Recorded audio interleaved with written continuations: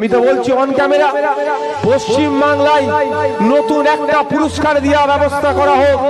উনি যা পুরস্কার দিচ্ছেন সবার পেছনে একটা করে সিডি লাগিয়ে দিচ্ছে। নতুন একটা পুরস্কার দেওয়া হোক, পুরস্কারটার নাম হোক মিথ্যাশ্রী। এই পুরস্কারটা মমতা ব্যানার্জিকে দেওয়া হোক। আমি কিন্তু ছোট কারো কথা বলিনি, অনেক বড় কথা বলছি। রাজ্যের মুখ্যমন্ত্রীর সম্পর্কে কথা বলছি।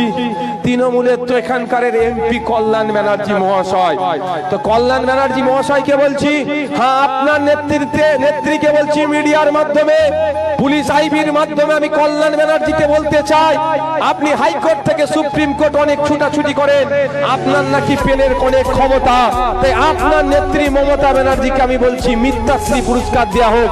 পারলে আমার নামে একটা আইন এত চ্যালেঞ্জ করুন, আমাকে দেখবো পারবেন। আমি চ্যালেঞ্জ করে বলছি, কারণ কোর্টে যাবে মুখ ফুলিয়ে, আইনের চরকে মুখ ফুলিয়ে আসতে হবে।